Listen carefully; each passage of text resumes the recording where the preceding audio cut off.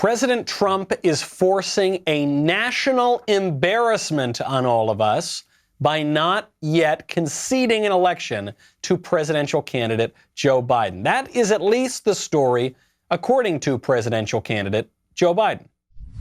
Sir, what do you say to the Americans that are anxious over the fact that President Trump has yet to concede and what that might mean for the country? Well, I just think it's an embarrassment, quite frankly. The only thing that, how can I say this tactfully? I think it will not help the president's legacy. I think that I know from my discussions with foreign leaders thus far that they are hopeful that the United States democratic institutions are viewed once again as being strong and enduring.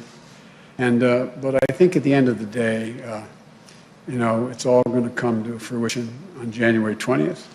And between now and then, my hope and expectation is that the American people do understand that there has been a transition. Yeah, we do understand that there's been a transition. There's been a transition from the election into the legal process that will determine the next president. You know what I think's a national embarrassment? The fact that there's even a possibility that this doddering, crook, liar, plagiarist could possibly become the president. But he isn't the president yet. There's a whole lot of hoops to jump through before we find out who the next president will be. I'm Michael Knowles. This is The Michael Knowles Show.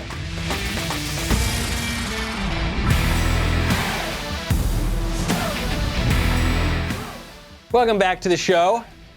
Joe Biden, an absolute embarrassment. That's what they say. This gets me so hot under the collar. This gets me so fuming, so stressed out that we've got to go through this nonsense, not merely the legal process of determining who the next president will be, but also counter the completely uniform media narrative. It gets me so pent up, full of energy. The only way I can get it out is with my Rad Power bike. I strongly recommend you get a Rad Power bike. It can take you around town, it can take you around nature, whatever you want to do. It's a great way to get outdoors without getting too hot or too sweaty. They're tons of fun. You know what Rad Power bikes do? They can go up to 20 miles per hour without pedaling so that you can get out and about, but you don't need to work too hard to do it. They're also very affordable. Most e-bikes are in the $3,000 range. You know me, I'm a little bit more frugal. I don't necessarily want to spend that. Rad Power bikes start at just $999. Most are under $1,500. They're really, really cool. It's a great hobby. It's also a great way to commute. Especially these days as traffic is starting to pick back up again. I think they're just absolutely terrific. It also makes a great gift for someone who loves being active and loves being outdoors. Right now, for a limited time, Rad Power Bikes offers flexible financing for as low as 0% APR. That is as good as you can possibly get, plus free shipping. Bikes are going to go super fast. They already are, actually. So make sure that you order right away. Text Knowles, Knowles, to 64,000 today. Get free shipping. That is Knowles, Knowles, to 64,000. Text Knowles to 64,000.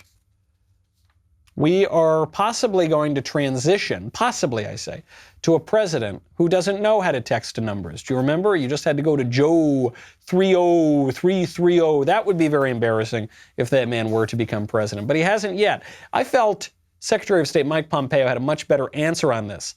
He was asked, as part of this media narrative, that the race, which has not been called, has been called, and that we know that Joe Biden is going to be president. We don't know that. We won't know that for quite some time. He had a great answer on it as to how he's going to handle this transition.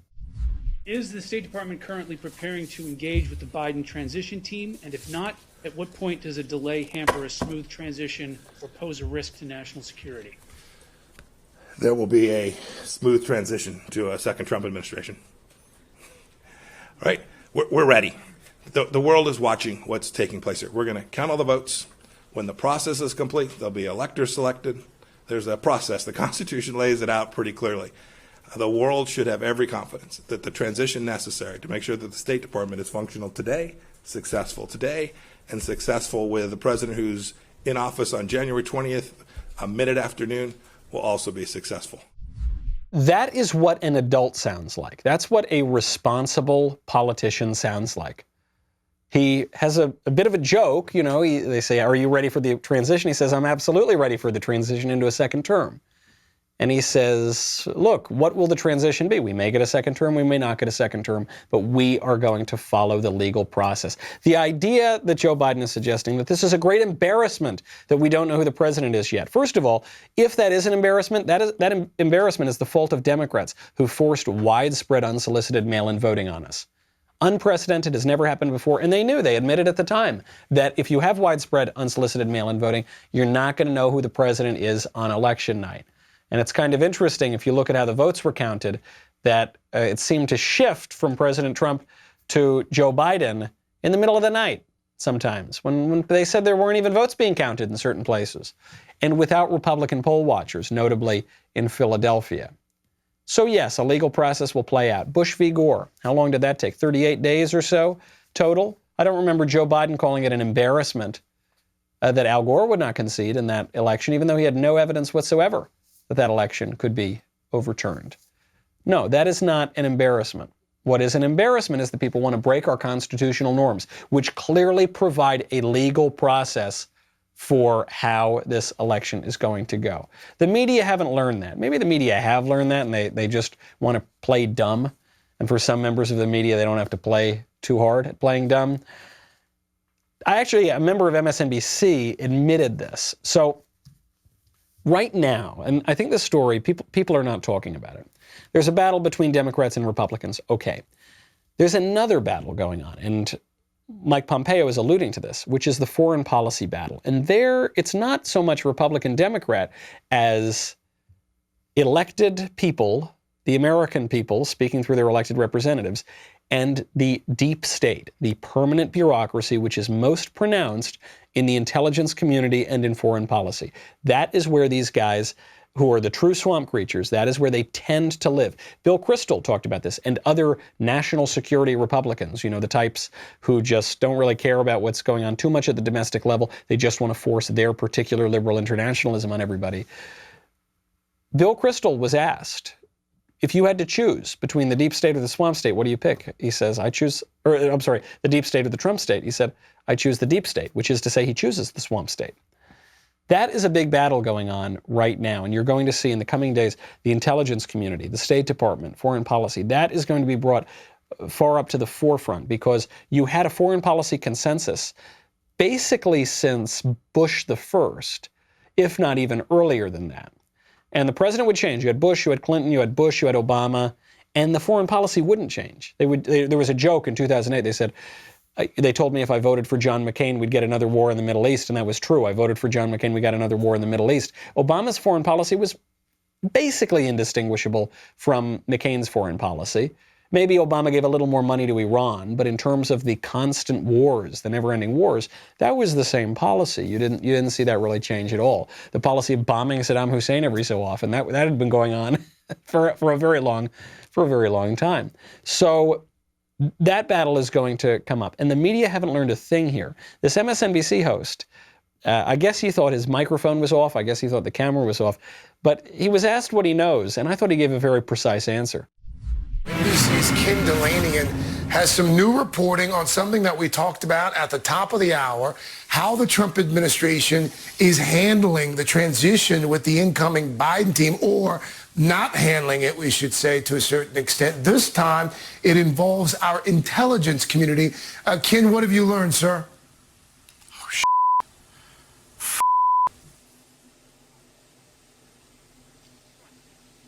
Okay. Think we lost Ken for a second. We'll try to get him back there. Now, they thought this was a mistake. That it was accidental. I don't think so. I think that was a very precise answer. What have you learned? Not very much. I can't use the words because I'll have to be bleeped out myself. So that's pretty fair. That should be the headline. What has the media learned? Blank, blank. Absolutely blank. But then they cut back to him. They cut back to the guy, and he makes his point. And you hear in the premise that the President-elect Biden is transitioning in. The election hasn't been called, but he's transitioning. How is this going to work for the intelligence community? Hey, Craig. First, I want to sincerely apologize to viewers who may have heard some me use profanity at the top of the last hit. But what we're learning today is the potential impact of the resistance of the Trump administration to acknowledge the Biden win in the intelligence arena specifically. The intelligence community. Why do I care what the intelligence community thinks about a duly elected president? Or in the case here, a not duly elected president, someone who we don't know who the president is going to be. Why do I care what the intelligence community thinks? I like the intelligence community when they do their job well. That's good. I guess it helps our national security. I despise the intelligence community when they decide that they are going to take our republic into their own hands and try to undermine or overturn an election, as they did in 2015 and as they did in 2016. This is what would be one of the greatest losses if President Trump ultimately does not prevail in this election, if Joe Biden is named president. One of the great losses is that the deep state blob will solidify, will reform. And President Trump has done a great job of exposing these guys. Had Hillary Clinton won in 2016, we would have had no idea that the deep state under the Obama administration spied on the Trump campaign, used the weapons of the state to spy on their political opponents. We would have had no idea that they cooked up phony intelligence with the Hillary campaign and the DNC to try to frame President Trump, which led to a Mueller investigation for however many millions of dollars in 2.5 years, which led to a fraudulent impeachment, which led to so much because of these particular leaks. Chuck Schumer admitted this. Early on, when Trump said, I'm going to clean up the deep state, particularly the intelligence community, Chuck Schumer said you should never go against the intelligence community. They can kill you 9 ways from Sunday. They can get you so many different ways. They got dirt on everybody.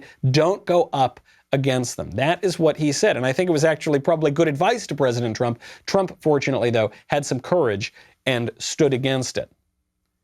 What do I care? I don't care that the intelligence community wants Joe Biden installed president before the legal process plays out. It does nothing to me. You know, Senator Cruz, who is not just my favorite U.S. senator, but my podcast co-host over at Verdict, Senator Cruz took a really great swing at the deep state yesterday. He had Andy McCabe, that crooked FBI official who was deeply implicated in all the hoaxes of the past few years and the spying on President Trump's campaign.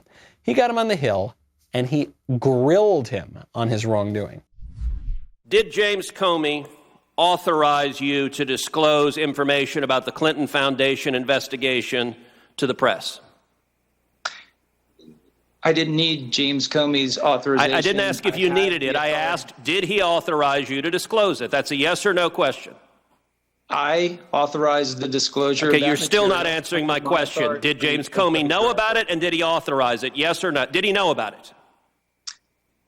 To my recollection, sir, yes, he knew about it. Did he authorize you? Did he in any way give you the green light, explicitly or implicitly?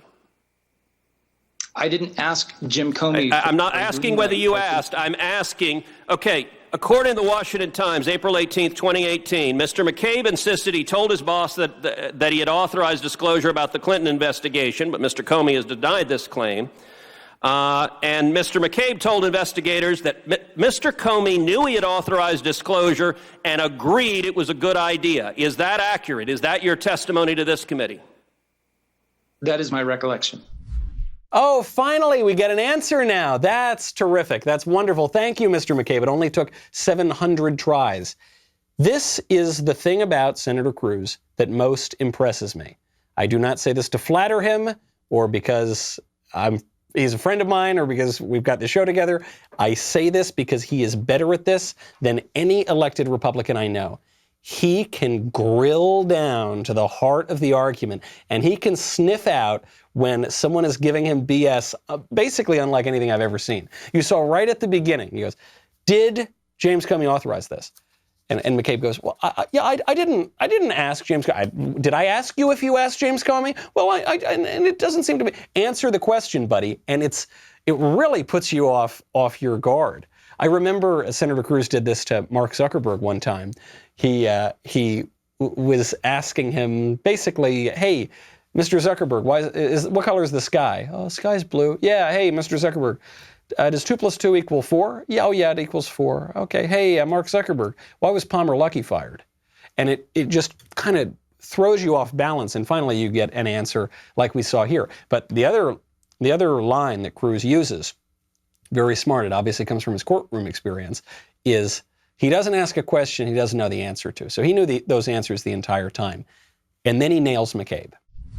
You're aware that your testimony is 180 degrees opposite Mr. Comey's sworn testimony to this committee, in which he insisted he has never authorized anybody to leak to the press. I'm not going to say what Director Comey said or didn't say to you. That would, however, your characterization of a leak is not accurate. The FBI has records that will establish whether you're telling the truth or Mr. Comey's telling the truth. Do you believe the FBI should make those records public so if you're telling the truth, you can be vindicated, and if Mr. Comey's telling the truth, he can be vindicated?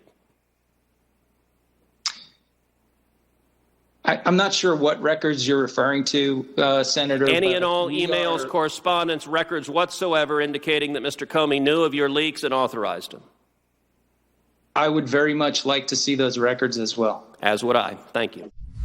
As would I. And I believe Senator Cruz, immediately after that exchange, went out and drafted a letter to Chris Wray at the FBI and to Bill Barr, the Attorney General, to let those records open up. It can get a little confusing in this exchange because we're talking about all these arcane details. But what it comes down to is when we're talking about the disclosure of the investigation of the Clinton Foundation, when we're talking about all the shenanigans that have been going on at the FBI and DOJ for the past 4 years, but notably when James Comey was in charge there, you're getting conflicting stories from Andy McCabe and from James Comey. Why? Well, you're getting conflicting stories now because Andy McCabe knows that he doesn't want to perjure himself. He knows that it's a crime to lie under oath.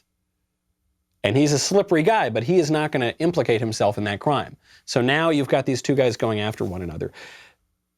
Regardless of whether or not President Trump gets a second term, it's very important to expose these guys now. It is very important to dig up as much of the swamp as is possible. The president's done a good job so far. He's got to ramp that up now. This is the time to make it happen because under a prospective Biden administration, none of that is going to happen. And these weasels who are taking away your constitutional rights and your political power, these weasels are going to get away with it if we don't take care of it now. And I think every other U.S. senator on the Republican side should be doing exactly what Senator Cruz did today. And I hope that the Attorney General and the Director of the FBI will release records. I mean, this is something President Trump could do right now. It would be wonderful. Release, declassify any and all records that can expose these political monsters, these deep state swamp creatures that are undermining our constitutional government. Declassify them. You know who has the right to declassify whatever he wants? The President of the United States. Talk about a smooth transition. Do we want a smooth transition to a swamp creature? Or do we want to give the people what they voted for in 2016, at least a little bit, in the event that we are not transitioning into a second Trump term? And we very well may be. But we've got to be prepared. It's very important to be prepared. It's very important to be ready. That's why we love our friends over at ReadyWise. Now is a better time than ever to be prepared with long-term nutritional food options. ReadyWise has a ton of options. You know this. Emergency meals, freeze-dried fruits and vegetables for convenient on-the-go nutrition, new adventure meals for hiking, camping, and other outdoor activities. Now, because of increased demand, supplies are limited right now. Some items may currently be out of stock. You got to call in quick. When government resources are strained, it can be days, it can be weeks before fresh food is available. Do not put yourself in this situation. I think we conservatives know it's important to be prepared for any event. It gives you peace of mind. And for me, that's what I want. Also, there was an instance where we had ReadyWise meals around the office, and I noticed they were disappearing. And I asked him, one of my producers was eating them for lunch just all the time. We were not under insurrection. He just felt they were delicious. You add water, they were excellent. Right now, my listeners can get free shipping at ReadyWise.com when entering Knowles, KNWLES, at checkout, or by calling 855-453-2945. ReadyWise has a 90-day, no questions asked return policy. You're not going to need that. There's no risk in taking the initiative to get yourself and your family prepared today. That is ReadyWise, ReadyWise.com, promo code Knowles, KNWLES, to get free shipping. We have to expose the corrupt spooks. There is a role for spooks in government. There have been many spies who have done many very good things to help the national interest of the United States, but there are a lot of crooked spooks too. Like these people in the deep state, some of whom occasionally have to testify. There's one career spook that may drive me the craziest of all, though. And that man's name is Egg McMuffin. Mr. Evan McMullin, who ran valiantly against President Trump in 2016. He was going to be the conservative alternative because he was a career at the CIA, and then he worked on the Hill for a little bit, and then he was an investment banker. And he was going to be the wonderful alternative to that monster, that unconservative man, Donald Trump. And thankfully, he didn't win. He got about 4 votes. And he's proven himself to be unworthy of the public trust every day since then. It's funny because, I had this disagreement in 2016 with Jeremy Boring.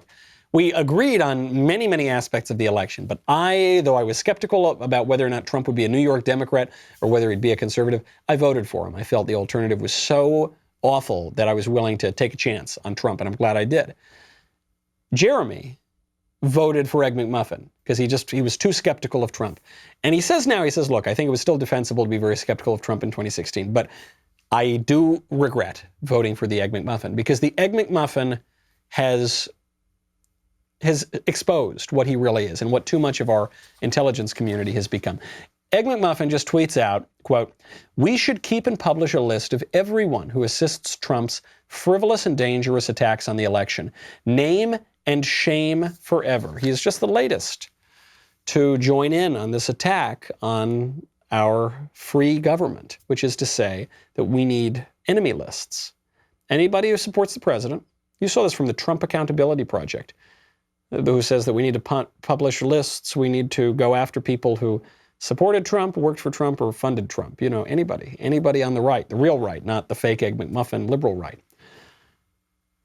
AOC has suggested this sort of thing. A lot of people have. And now we've got the allegedly wonderful conservative guy. I got to tell you something. The fact that this guy was a spook for so many years, that he had access to some information that the rest of us did not have access to, that he had the protection of various clearances, that doesn't make me feel very good about our government. I don't know what this guy did overseas, but I don't like that he had any sort of covert powers in this country, because he's obviously a petty little tyrant who should be kept away from the levers of power forever. They talk about Trump as an authoritarian. It's these people. It's these swamp creatures that are the authoritarians. President Trump is the most democratic, transparent element in our politics in my lifetime, and frankly, for a great deal before my lifetime as well.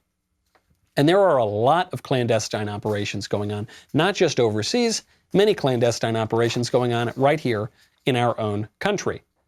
The chairman of the Georgia Republican Party just came out and tweeted, quote, "Let me repeat, Fulton County election officials told the media and our observers that they were shutting down the tabulation center at State Farm Arena at 10:30 p.m. on election night, only to continue counting ballots in secret until 1 a.m. No one disputes that Fulton County officials falsely announced that the counting of ballots would stop at 10:30 p.m. No one disputes that Fulton County election officials unlawfully resumed the counting of ballots after our observers left the center." This is a pretty troubling theme. That's from David Schaefer, by the way. Highly recommend you follow him on Twitter. He's been giving a lot of great updates on all of this. What people keep telling us is that, listen, you can't make up 10,000, 20,000, even 50,000 ballots in the discrepancy between Trump and Biden. You can't make it up on fraud because fraud generally is pretty thin. That's true. Usually you cannot. We're in an unprecedented situation with these mail-in ballots. This has never happened before in our history. We've never had widespread unsolicited mail-ins.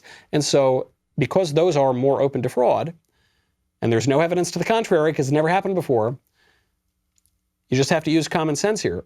Because of that, and because we seem to find I won't say it's a coordinated effort, but it's certainly a coincidental effort that Republican poll watchers are being kicked out dramatically in Philly, even after a court order. They're being kicked out in Georgia, where they kicked out elsewhere too. We're finding out that little glitches in the machines of these voting places, wrongly switched thousands of votes from Trump to Biden.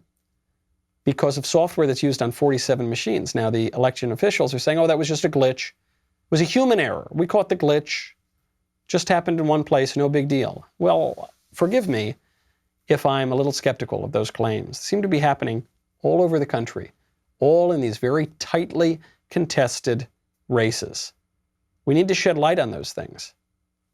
We're going to shed light through the legal process and the courts to see who won the 2020 election. But we should be shedding light on a lot of the fetid, clandestine information that has gone around in our deep bureaucracy for far too long.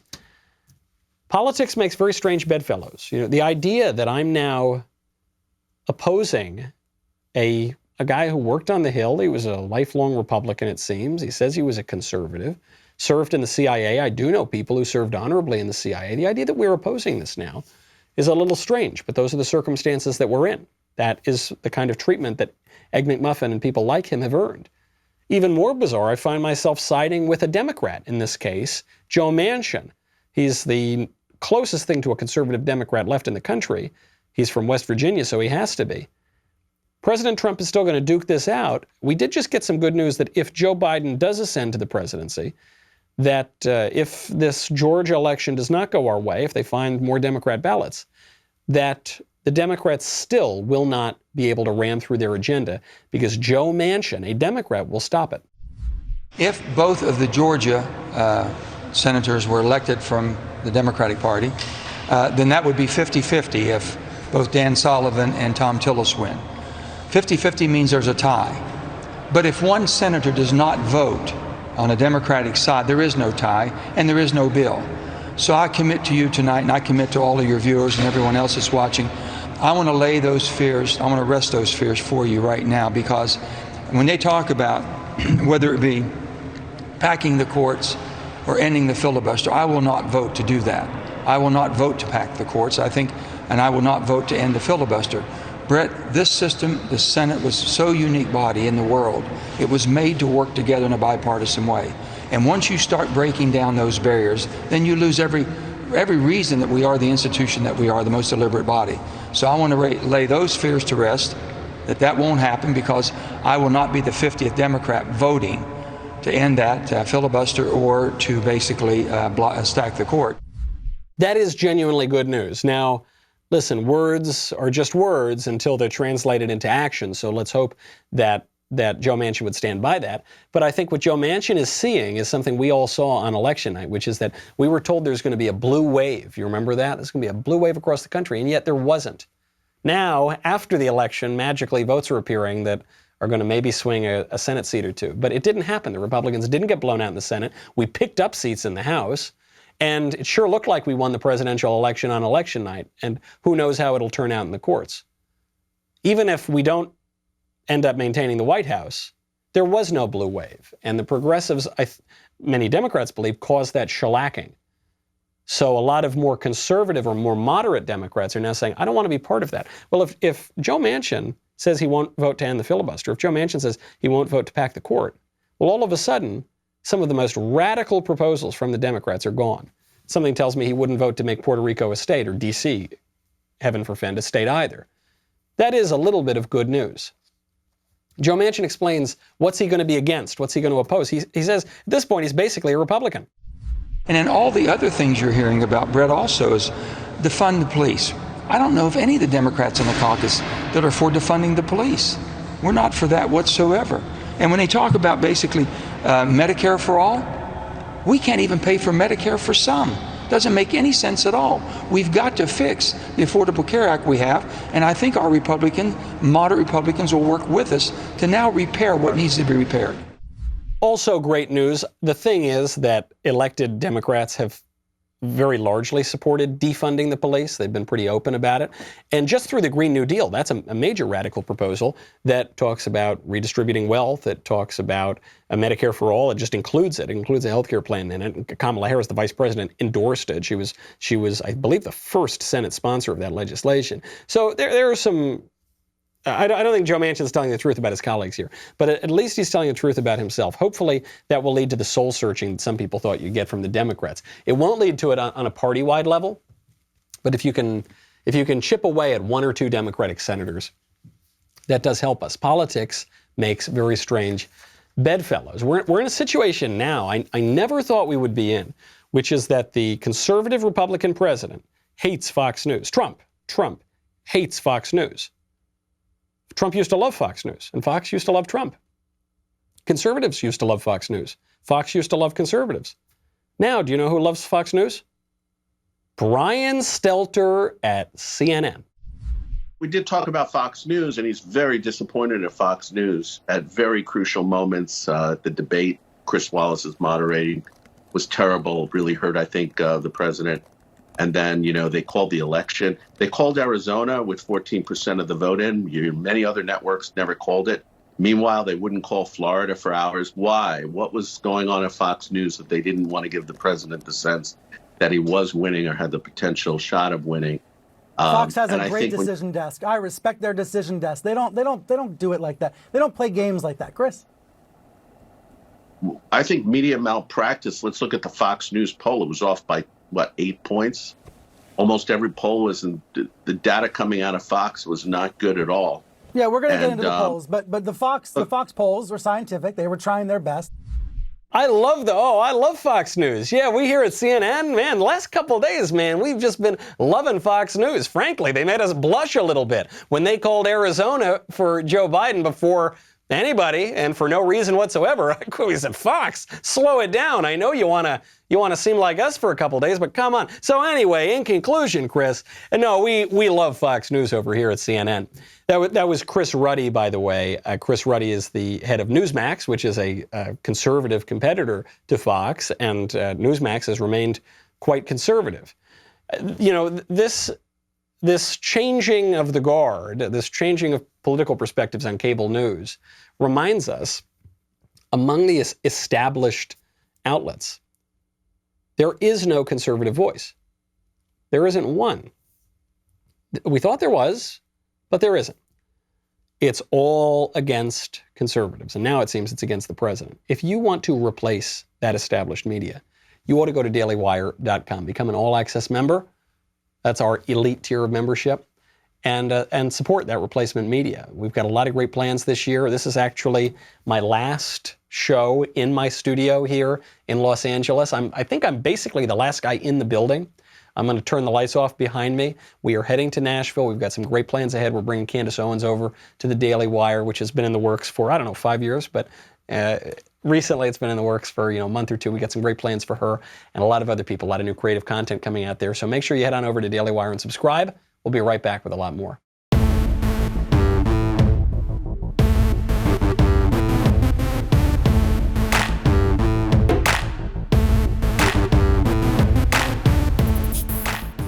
We are back. We have to replace the media. I don't even think it's just the news media we have to replace. We've got to replace the Hollywood media. We've got to replace all aspects of the media. I was heartbroken. I was heartbroken the other day because I thought there are so few good guys in Hollywood. Forget conservatives. I just mean guys who are kind of balanced, who are kind of normal, who aren't constantly prattling on about politics when all I want to do is watch them in the movie or watch them in the TV show. And The Rock, different rocks. The Rock broke my heart. Chris Rock actually didn't break my heart. He's still pretty funny. But The Rock, Dwayne The Rock Johnson, broke my heart. The Rock came out, he was kind of a moderate Republican. He came out and endorsed Joe Biden. And that's not even my big problem with him. The Rock said that when Joe Biden won, he hasn't won yet, but when Joe Biden won, when the media decided to call it for Biden, The Rock cried. I wanted to shoot this yesterday when the news broke, but I got a little emotional. Admittedly so, I got a little emotional yesterday. Manly tears, of course. I may have cried a tear or two or 10, but they were all very manly. All my tears are manly.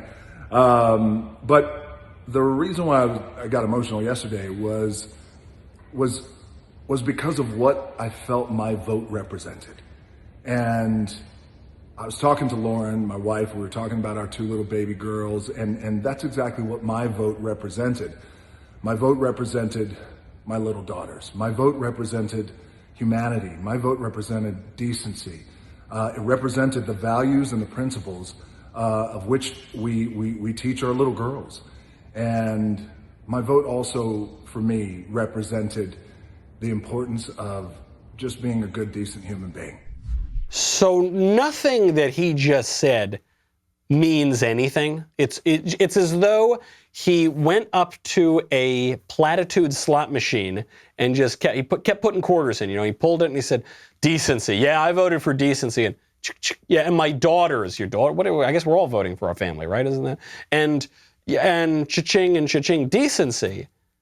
Joe Biden is a crooked liar plagiarist, one of the most notorious in the country. He is a complete empty suit. Even if you don't like Trump, you're going to say, we elected an empty suit who's a crook, whose family enriched themselves by peddling American influence. That makes me feel so decent. My daughters are going to love that. Why? Your daughters like crooks? Why? Your daughters like peddling American influence? I don't think your daughters probably care about the election at all, frankly.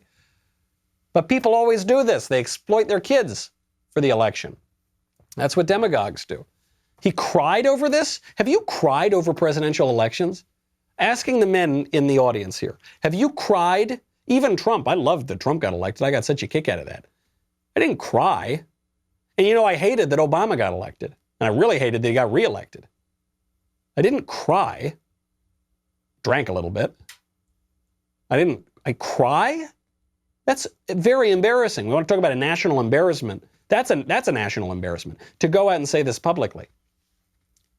But it seems to me that what The Rock is trying to do is position himself to have a political career. I think that's why he's taking these stands right now. I think his calculations are pretty cynical. I think he was always a kind of moderate Republican. There's been a little chatter that The Rock might get involved in politics. Again, I'm just speculating. But I suspect that does describe or explain why he keeps coming out with these videos, and he thought he picked a winner, and maybe he did. But he's gone from being a kind of moderate, centrist, quiet Republican to just parroting Democratic talking points. Notably, he had to hit the identity politics. He had to talk about how wonderful it is that Kamala Harris may be elected vice president because, of course, not because she's smart, not because she's ever done anything in her career, because she is a woman, and not just a woman of color. The second congratulations, of course, goes to our brand new Vice President-elect Kamala Harris, the very first woman ever to become a vice president, and certainly the first woman of color to become a vice president as a man of color and as a man who loves and respects women. This is pretty special. So first of all, again, this little bit at the end here sounded a little forced. It sounded like, I don't know, like there was some subtext to it where he goes, and as a man who loves and respects women, like I love women, you'll never find a greater supporter of women than me. I think, like, why are you defending yourself like that, pal? No one's making any accusations. But then he opens it up in this typically liberal way, progressive way, where it is better to be a woman than a man, and it's better to be of color, whatever that means, than white. And so he says, Kamala Harris, she's the first woman to be elected vice president. And she's certainly the first woman of color to be elected vice president. You say, well, hold on. You're saying she's the first woman, so obviously she would be the first woman of color. Then you make a point, you say, and she's certainly the first woman, as if it's in doubt as to whether we had a white woman vice president. Which I suppose we could have had Hillary won and Tim Kaine became the vice president. I suppose that would have been possible. What is he referring to? Is he making some kind of snide remark about Dan Quayle? Yeah, Kamala, she got elected, right? I guess if the media are to be believed, maybe she didn't get elected. Then you have to take this video down. And that's the question that he gets to, because he's assuming the narrative that they've gotten elected. And then he says, what does this mean? What does this vote mean? This very hotly contested vote that's going all the way up to the courts. What does it mean for our nation? And you know what he says? He says it means we're unified. We have had the biggest voter turnout in the history of the United States. And, that is such a big deal because, it tells me, number one, we were unified on that day. And just in terms of everybody coming together, everybody coming out to vote, mailing in your ballots, doing everything you possibly can, exercising the democratic right to vote, which was a beautiful thing. Okay, people did exercise their right to vote. Maybe some cadavers exercised that right too. But the one thing it didn't prove is that we're unified. This is a hotly contested election with lots of talk of irregularities and lots of lawsuits that, even if these numbers are completely right, is one of the narrowest elections at any level that we've ever had in this country. That isn't unity. That's division. And the left is not promoting unity whatsoever. I'll give you just an example on campuses. Bates College in Maine did a series. They did a series about voting in the 2020 election. They posted photos to their Instagram account of various student organizations and various students. One of whom, I know this is shocking, one of whom was a Republican, was the head of the college Republicans. There was a rally to pressure the administration to take the photo down. The school's president showed up to the rally to tell the administration that he or she runs to take the photo down. And then the school's president apologized for the photo because you're not allowed to be a Republican on campus. You're not allowed to be a conservative on campus. It's not permitted. Unity, time for healing, time for coming together. I don't think so. I think they're giving us on the left this kind of soft rhetoric so that we will concede an election that we should not concede yet, that hasn't played out the full legal process. And something tells me that these lists that all these people are making, the punishment lists, the Trump Accountability Project, the Truth and Reconciliation Commission, tells me those are a little bit more indicative of what we have in store if Biden wins this election. It's a politics of division. The left always talks about this politics of division, and it's kind of funny because the politics of division sometimes loops back on the leftists themselves. Eva Longoria, it's a name that I've heard, but I actually don't have any idea what she's done. I know that she's famous, she's in Hollywood or something, and I know that she's a left-winger. Eva Longoria came out and she was celebrating the election that the media have already called, and she said, the people we've really got to thank here, the real people that we got to thank are Latina women. Here she is. The women of color showed up in big ways. Of course, you saw in Georgia what black women have done, but the Latina women were the real heroines here, beating men in turnout in every state and voting for Biden-Harris at an average rate close to 3-1. And that wasn't surprising to us. Latinos are the CEOs of the households. They make all the financial decisions and healthcare decisions and educational decisions. Many Latinas are small business owners, and they wanted a plan for recovery for themselves, not for Wall Street. And so Trump's policies were never aimed at the struggling Latina community. And, if you look at voter suppression on top of that, how Latinas showed up, even through the closing of polling places and the shutting down of drop-off sites and new voter ID laws and long lines and driving 30 miles and all of that. And on top of that, restrictions and safety protocols of a pandemic. That spirit and perseverance that Latinas use in their daily lives, the struggle to pay their bills and the struggle to show up to their jobs and homeschool their kids and take care of their elders, that's the same perseverance and spirit they use to show up at the polls. Wow, so brave and so many lies in that statement, so many inaccurate statements. First of all, we now have the highest voter turnout ever, if these numbers are to be believed, the highest voter turnout ever. And yet the liberals are still talking about voter suppression. I don't think the vote was suppressed. I think when you have 71 and 73 or 74 million people voting on each side, I think the vote has not been suppressed. The other thing that drives me crazy in her statement, before we even get to the meat of it, is she speaks English very well. She speaks English just as well as I do, except for that one word. She gets to that word, which is a kind of contrived statement. I actually agree with some leftists on this point, that the idea of the Latina or Latino or Hispanic, rather than people from specific countries like Guatemala or Mexico or El Salvador, the idea of the pan-Hispanic thing is kind of a contrivance of liberals to try to create racial solidarity modeled after the Black Civil Rights Movement in the 60s. That's a bit of a digression. Her pronunciation of the word Latina is ridiculous. She is speaking English. And when you pronounce the word Latina in English, it's pronounced Latina or Hispanic, or I don't know, you could get more specific on the nationality. It is not pronounced Latina because that's not how you say words in English. For instance, I am Italian. I'm of Italian extraction, Sicilian to be specific. I speak Italian. I read Italian. I go to Italian restaurants. And when I go to Italian restaurants and I get my menu, which is invariably in English, I'll see some Italian words there. So, and I'll talk to my waiter. Even if the waiter is Italian, mostly we speak in English. Maybe we'll chat a little bit in Italian. Mostly we speak in English. And when I'm speaking and I order, I say, okay, yeah, I'd like an iced tea, and I'd like a Caesar salad to start. And then I would like gli spaghetti alle vongole. And then I would like the bread pudding for dessert, please. No, I don't do that. I don't do that. Even though gli spaghetti alla carbonara. I could say that, but that's very silly and ridiculous because I'm speaking English. The same thing holds for Latina. People should drop that silly pronunciation. If you want to unify, bring us all together, then speak English. That's fine. But that's not what got Eva Longoria in trouble. What got Eva Longoria in trouble is that she focused on Latino women to the exclusion of black women. She said Latino women were the real heroes.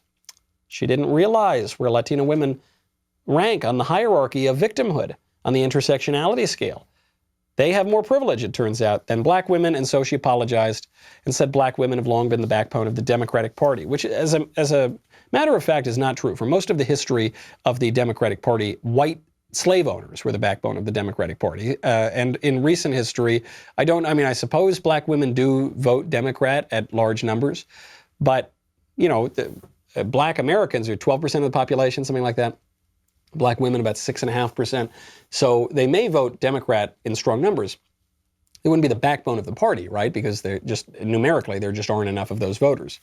But she had to pander to, she had to apologize. And I'm perfectly happy that Eva Longoria had to apologize. Before we go today, I'd like to point out something that no one is going to talk to you about today. Because what we're going to talk about when we think of our country is national embarrassments, to use Joe Biden's phrase. They're going to tell you this country's awful, it's racist, sexist, bigoted, evil, colonial, I don't know, whatever. And they're going to say the country started in 1619 when the first slave ship arrived in Virginia. But it didn't. That's not true. The country started the following year in 1620. Actually, on this very day in 1620, when the Pilgrims landed at Cape Cod. Now, they did not all disembark at Cape Cod. They then went down to Plymouth Rock, and we'll talk more about the Plymouth Plantation when we get to that wonderful day in history. But today was the day that the Pilgrims landed in America, and the Pilgrims founded our country, and they signed the Mayflower Compact to all live together. The Pilgrims, who were these radical Protestant zealots, and the strangers, who were not particularly zealous, and some of them got into some bad stuff. Coincidentally, 4 of my ancestors were on that ship. One of them was a very good, upright, virtuous pilgrim. 3 of them were kind of derelicts, the strangers. Dr. Samuel Fuller was the pilgrim, and then Stephen Hopkins was one of the strangers. John Billington was the first man executed for murder in the New World, and Francis Eaton was the 4th one. Those guys and the other passengers of the Mayflower helped to found this country. That's the starting point. And it's when the 1619 Project talks about reframing American history, they're not even just talking about rewriting. They are being honest. They're reframing it. Where do you put the focus? When you're making a movie, when you frame something, you decide what you're going to put into focus and how you're going to adjust that lens. And that's what they're trying to do. They're trying to make you forget about the Pilgrims. They're trying to make you forget about the Mayflower. They're trying to make you forget about the first Thanksgiving. They're trying to make you forget about the Mayflower Compact and Plymouth Plantation and the heritage that we took from England, care of Leiden in the Netherlands, all the way here. They want you to forget about that. In favor of what? They want you to forget about our legal processes for the Constitution, how to conduct elections. Don't forget about it. Have a toast today to the Pilgrims. They probably would not have had much of a toast. They were sort of teetotalers. They had beer because it was safer, but maybe you can have a toast to the Pilgrims today to hope to very difficult times that our country's gone through, which the Pilgrims certainly endured. Half of them died in that first winter, and to coming out better for it, to having hope in Providence, which they certainly did, and I do too. And we'll have to see how it plays out in the short run. In the long run, though, I'm sure we'll all be safe. I'm Michael Knowles. This is the Michael Knowles Show. Keep the faith. That's the way that you can be safe. And we will see you tomorrow.